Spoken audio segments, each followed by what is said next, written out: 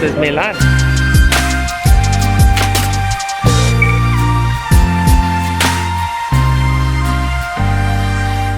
Fourie fam cam, come and take a look into our lives. Fourie fam cam, be sure to like, share and subscribe. Hey everybody, today I am in Milan. Louise is with her friends, but I'm here alone. I'm going to try and show you some of the reasons we love Milan, some of the reasons why we moved here many years ago. So come along with me and hopefully you enjoy the ride. Hey guys, we are at San Babila Square, and it's like a miniature version of Times Square, like super miniature. This is also where I went to college many years ago, many years ago. I studied fashion design and specialized in women's footwear design. This is the design capital of the world. Really, it truly is. There's design absolutely everywhere. Hopefully I can show a little bit of that to you guys today. Okay, so we're walking along, making our way to the center, which is the big cathedral, the Duomo of Milano. This is the Corso Vittorio Emanuele. Lots of beautiful shops, lots of designer shops. There's the Disney store, some nice churches that you can see, but mostly it's for people shopping, coming to take their passeggiata, which is like their walk they like to do in the afternoons or on Sundays after lunch. And it's a lot to see. If you want to see something or be seen, this is the place to come and do it. To get around Milan is quite easy. The public transport is very good. The buses, the trams. There is the metro. I'm currently walking in the metro. I'll show you the ticket offices here at the Duomo, at the cathedral. It really is quite simple. It's very clean, it's very safe. I prefer it to the New York subway, metro. So yeah, it's really a good way to get around the city. The city is very compact. You can walk from one end to the other in a few hours, but with traffic and traffic lights, it's just easier to take one of the means of public transport. At every metro stop you can use one of these machines here to buy a ticket, and that will give you one ride on the metro and about 75 minutes on the buses and on the trams. To get to the Duomo, the center where the big cathedral is, you will get out at the Duomo stop on the metro. It's on the red line, metro number 1.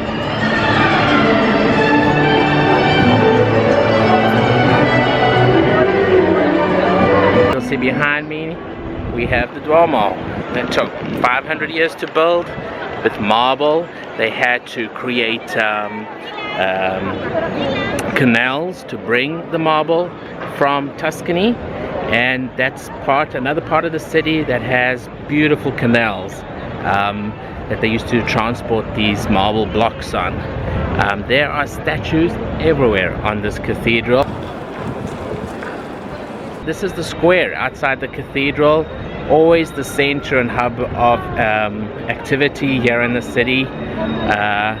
Lots going on. It's nice to just sit and watch people. Honestly, you can take one of the seats, tables around in the bars and little restaurants around the square and just sit. We sometimes come here and just sit for hours, honestly, just enjoying the view, watching people. I just enjoy watching people.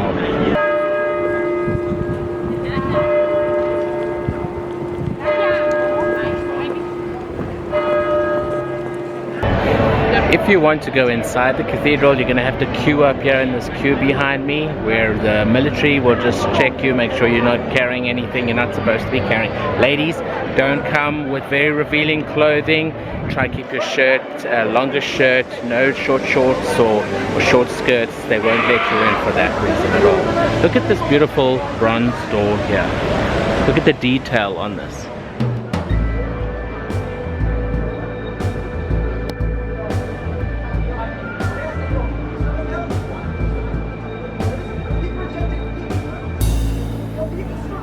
And you can also see where everybody's come and touched, because it's actually polished these statues here. Can you see that?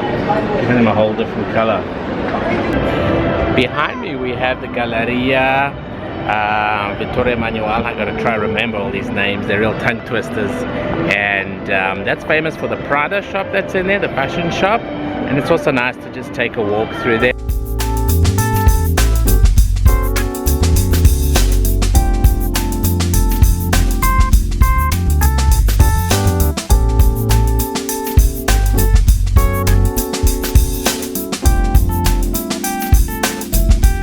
Also a little superstition here. If you look behind me, people are spinning on their heels on one of the mosaics in the floor, and it's superstition and a belief that if you spin your heel more than 3 times on that bull on the mosaic, you have good luck. So I'm gonna try my luck because I really need a lot of luck.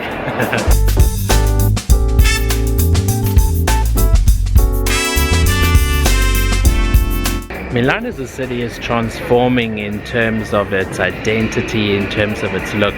We have some new modern buildings that have gone up, especially for the expo that happened last year. And here's a perfect example. You've got this old beautiful tower behind us, probably a couple 100 years old, and then this beautiful art installation here in the middle of Palazzo Real.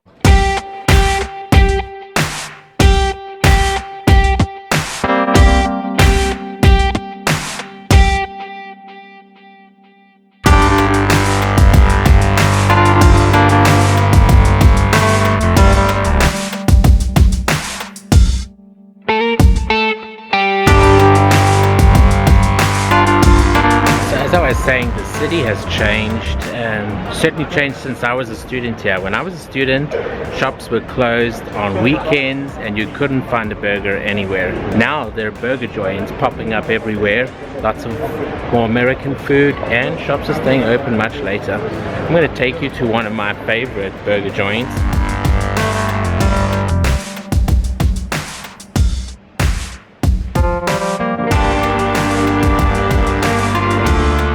Okay, I've got my meal, and as you can see, in Italy,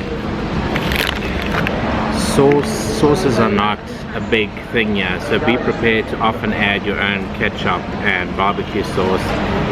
They're still catching on to the whole sauce concept here.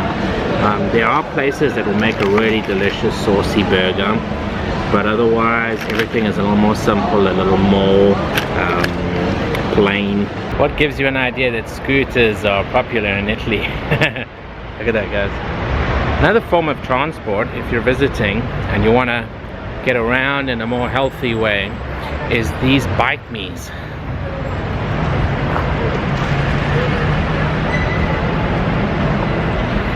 Basically, you just give them some details, you give them a credit card, I think, and then you can rent these bikes and ride them all throughout the city. There's little places where you deposit the bikes, and it's a nice way to see the city for next to nothing. It costs pretty much almost nothing.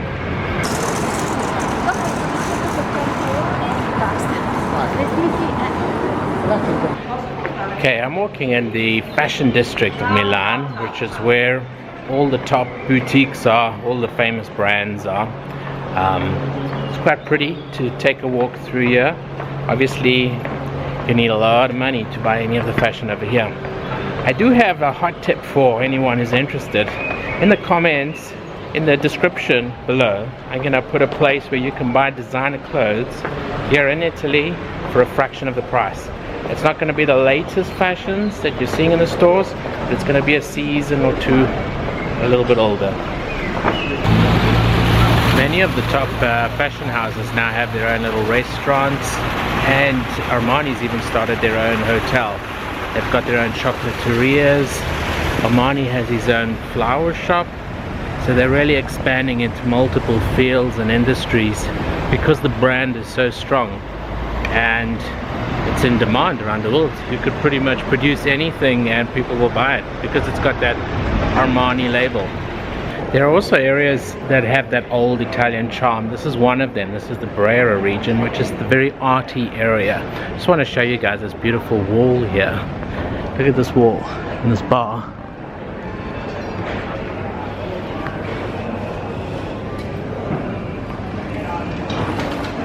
Really stunning, eh?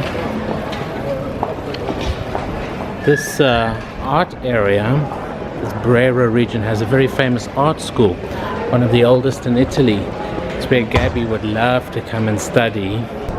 It's crazy to have this old Italian sort of village feel in the middle of a big city, in a metropolitan city, cosmopolitan city like Milan. Cobblestone streets.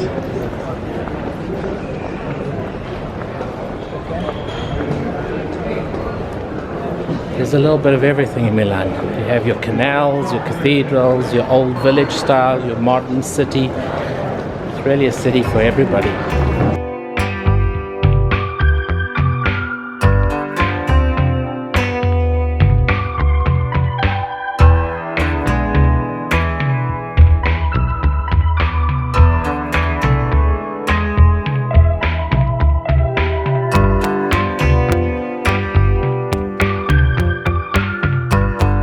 The castle Sforza in Milan. It is a castle from the 15th century and it's a huge castle. It's right here in the center of the city. It's quite nice to explore. There's a museum inside. Yeah, it's got a lot of history. It was severely damaged after the Second World War, but they've managed to rebuild it and it's quite something to see. I've just got myself a granita. This is a typical drink from Sicily. It's basic like an icy, like a frozen fruit drink, and this one's okay. I've got strawberry flavor. I just need something because it's really hot today, so I need something just to cool me down a bit here.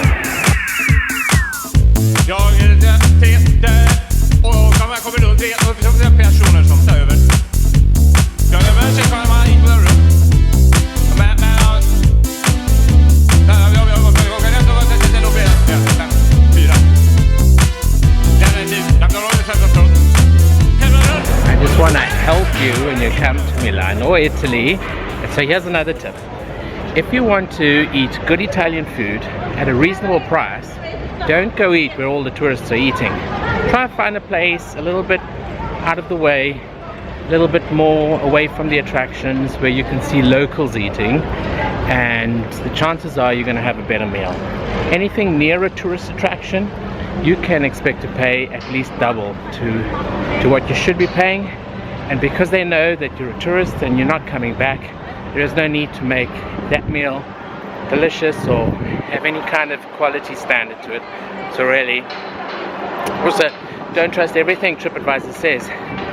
Some TripAdvisor reviews are based purely on tourist reviews that don't really know any better, and they're not local, so they don't know the local cuisine.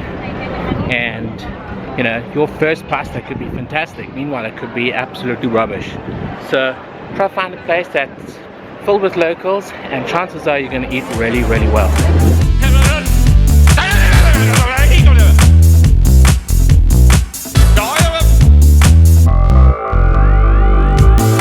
Well guys, the sun is going down and that means I gotta get back to the country. It's nice coming to the big life, to the big city, but I live in the country, and so I gotta start getting home. Thanks for coming with me today, seeing why I love Milan, and I hope you enjoyed it. Cheers, until next time.